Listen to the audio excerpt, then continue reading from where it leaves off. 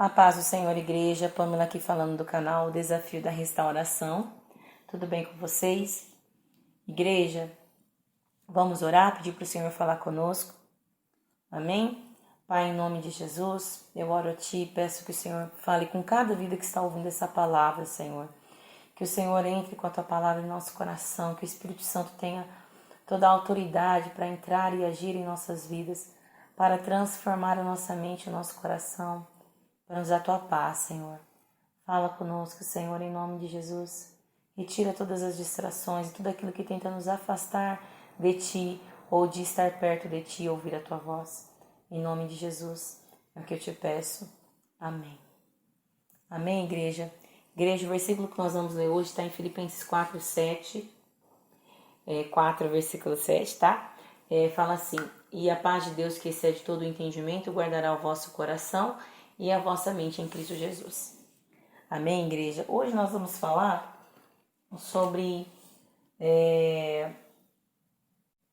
não paro de pensar, né? Aquelas pessoas que não param de pensar naquilo que aconteceu com elas, né? A traição, ou até mesmo o que elas fizeram, né? Ou coisas assim que o inimigo fica lançando na mente das pessoas para acusar, para tentar colocar aquela pessoa em depressão e tudo mais, né? E também como você tomar posse da paz do Senhor no deserto, amém? Então, igreja, eu vou falar um pouquinho de mim. Eu era uma pessoa muito perturbada. Logo que eu entrei no deserto, eu não conseguia parar de pensar no que meu marido estava fazendo. Eu não conseguia parar de pensar. A minha mente era totalmente perturbada. Eu ouvia vozes, eu ouvia sopros, eu ouvia barulhos na minha casa, eu ouvia passos. Assim, era uma coisa assim terrível. Não, passos eu não lembro se eu ouvia. Não tenho certeza, igreja, mas é bem capaz sim. Mas agora, até sopro, sabe quando alguém sopra, você tá dormindo assim de madrugada, alguém sopra no seu ouvido? Era uma perturbação assim terrível, igreja, terrível mesmo. Então, igreja, eu ficava assim aterrorizada, apavorada, e era um levante espiritual maligno ali contra mim muito grande. E eu tinha uma pessoa que orava por mim, graças a Deus, quando eu vi que o negócio não estava conseguindo parar de pensar naquilo. Eu pedia para ela orar por mim, falava, não consigo parar de pensar, ora por mim. Foi a pessoa que me ajudou em oração, né, que estava também ali na luta comigo. Que é sempre bom você ter alguém que lute junto com você, sabe? Você ter um parceiro de oração, ou uma parceira de oração. No meu caso, eu tinha uma parceira de oração. E eu louvo pela vida dela, porque ela me ajudou muito. E então, quando ela orava, de repente passava ali naquele momento, eu ficava um pouquinho tranquila, de repente, igreja, vinha tudo de novo. E aí eu começava a pensar, né, no que meu marido estava fazendo, como ele me traiu, eu não conseguia aceitar aquilo, eu não conseguia perdoar, minha mente ficava o tempo todo que não era para mim voltar com ele, que não era para mim buscar pela vida dele, que era para mim, sabe? Era um inferno, gente, de verdade. Vocês me perdoem a palavra, mas era isso mesmo. A minha mente não parava. Eu não conseguia ter paz. Tanto que na hora de eu dormia ouvindo oração de libertação. Aquelas orações pesadas de libertação. Eu dormia ouvindo e eu não conseguia ter paz. Acordava assustada, não conseguia dormir, sonhava a noite inteira. Quando eu fechava o olho, eu sonhava com um monte de coisa ruim. Era um inferno mesmo, era terrível. Então, assim, igreja. E aí eu comecei a buscar em Deus, Senhor, me dê tua paz, eu preciso, Senhor, parar de ficar pensando nisso. Eu comecei a pedir para Deus me orientar, para Deus me dar direção do que eu deveria fazer. E foi aí, igreja, que eu encontrei esse versículo, justamente essa palavra que eu li para vocês, Filipenses capítulo 4, versículo 7, que fala que a paz do Senhor, a paz de Deus, que excede todo entendimento, guardará o vosso coração e a vossa mente em Cristo Jesus. Então, eu falei, caramba, eu orava, eu falava, Senhor, eu vou começar a decretar a tua palavra. O Espírito Santo foi muito engraçado, gente, porque assim, o meu testemunho, eu comecei a acompanhar canais de restauração, mas quando eu ia ouvir as coisas e algumas direções dos canais, eu já estava praticando, porque quando você tem um relacionamento, intimidade com Deus, que é o que a gente falou, eu conversei com vocês um pouquinho no poder da oração, algumas que a gente falou sobre oração, né? Que nada mais é de você falar com Deus, ter o seu tempinho ali com o Senhor. E Deus ia falando comigo diretamente. Então, às vezes eu chegava assim nos canais, eu falava, nossa, então tô fazendo certo, sabe? E tipo assim, era uma coisa assim, impressionante. E em relação a isso, Deus me deu uma direção em relação a isso. E aí eu tive discernimento, eu comecei a ler a palavra de Deus, fiz um propósito, né, para me ler a palavra dele inteira, a Bíblia inteira, né? Comecei a ler, mergulhava na palavra de madrugada, eu li a palavra, e aí Deus me mostrou essa palavra. E aí, igreja, o segredo, eu comecei a tomar posse. Eu orava assim, Senhor, eu tomo posse da tua paz, que guarda a minha mente e o meu coração, conforme a tua palavra que está em Filipenses 4, do 7 ao 10. Eu li até um pouquinho mais, né? Então, assim, e quando eu comecei a falar isso, então, quando vinham os pensamentos ruins, eu começava a falar a palavra de Deus. Eu começava a falar, Deus, eu tomo posse da tua paz, e eu repreendi, igreja. Eu repreendo esses pensamentos, em nome de Jesus, todo mal pega tudo que é seu, sai de perto de mim agora, sai da minha vida, da minha casa, da minha família, em nome de Jesus, não volte nunca mais. Porque eu percebi, igreja, que além das coisas, da perturbação, na minha mente, no coração, era algo espiritual, assim, que eu sentia até no meu corpo físico, né? Então eu ficava assim, perplexa, né? Do tanto que eu ficava, que eu era atacada, né? Então o que eu fazia? Eu orava ao Senhor e Deus foi me dando esses dois tipos de discernimento, tanto dessa palavra da paz para guardar a mente e o coração, quanto de você orar, porque eu entendia que eu estava expulsando, era como se eu estivesse lidando com uma multidão de espíritos malignos e cada hora vinha um me atormentar. Então eu orava assim, Deus me deu essa direção, igreja. Eu orava assim, ó, Pai, em nome de Jesus, eu repreendo todo o mal que está me atacando, que todo mal pega tudo que é seu e sai da minha vida agora, em nome de Jesus, da minha casa, da minha família, e não volte nunca mais, em nome de Jesus. E aí vinha de novo, e eu declarava tanto isso em relação a expulsar, né, o que estava agindo ali, e também em relação à paz do Senhor. Tomava posse, eu tomo posse da paz do Senhor. Gente, nos primeiros dias, eu falo assim, primeiro, segundo, terceiro dia, não era muito nítida a ação disso. Essa postura não tinha tantas, não conseguia ver assim muito agir, né, de Deus. Mas, igreja, depois começou a diminuir. A diminuir, e eu orava toda hora que vinha, porque vinha assim, coisa de 5 minutos. Às vezes nem 5 minutos, igreja, era até mais. Então eu começava a declarar, e a Bíblia fala, né, resistir ao diabo, né, e ele vai fugir de você. E eu começava ali, declarando, orando, resistindo ali, e o que Deus começou a fazer? A palavra do Senhor começou a gerar poder. Ela começou a mostrar o efeito que ela tem, que é poder nas nossas vidas. Ela nos transforma, ela nos liberta. A palavra de Deus tem poder para te curar, para te libertar, para te transformar. Tudo que Deus diz por meio da Bíblia Sagrada, que é a palavra de Deus, tem o poder para fazer o sobrenatural na tua vida. Então você precisa orar e crer. Amém? Então eu orava e eu tomava posse, igreja. Eu não orava, se você quiser, mal sai, em nome de Jesus, não volte nunca mais. Se Deus quiser, eu tomo posse da paz do Senhor. Não era isso não. Eu já falava, eu tomo posse agora, Deus, da tua paz, com autoridade, com firmeza. E quando o inimigo vinha com coisa na minha mente de novo, eu já repreendia ele de novo e falava de novo. Um por um, porque eu sentia que era assim, vinha um, expulsava, e vinha uma palavra, expulsava, e orava e saía. Aí o inimigo mandava, parecia que mandava o mais forte para vir para cima de mim. E eu, igreja, orava mesmo, decretava mesmo a palavra de Deus o tempo todo. Sabe o que aconteceu, igreja? Acabou.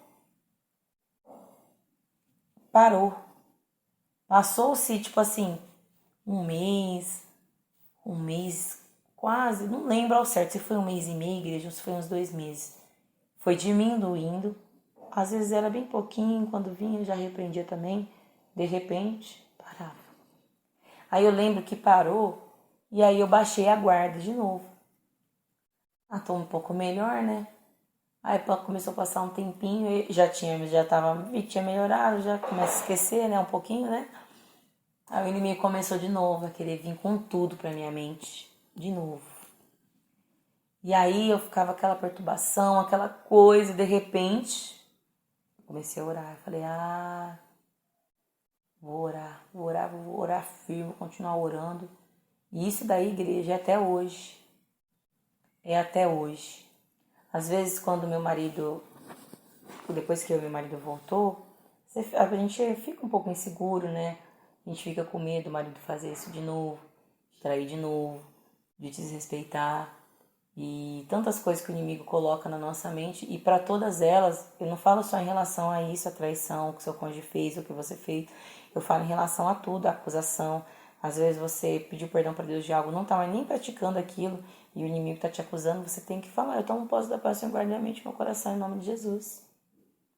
Entendeu? E começa a repreender, eu não aceito isso, meu Deus não é Deus de acusação. Deus sempre, quando Ele vai falar com você, Ele fala com amor.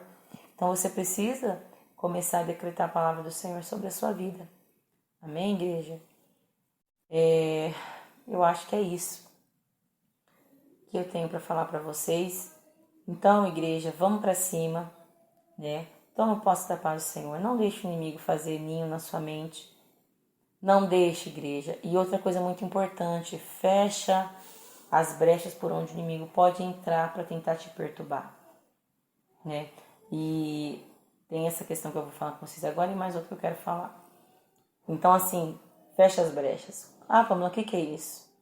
Não fica correndo atrás de cônjuge, não fica falando para cônjuge que você está orando por ele, que você está orando por ela, que você está lutando pelo seu casamento. Seu cônjuge não precisa saber de nada disso. Muito pelo contrário. Seu cônjuge tem que estiver lindo, maravilhoso, arrumado, né? Maravilhosa, bonita. Se você não se cuidar, você começa a se cuidar, começa a se arrumar.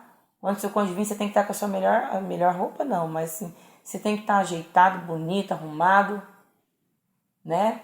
Uma unha feita, uma unha cortada, o homem, arrumadinho o cabelo, cheiroso, perfumado.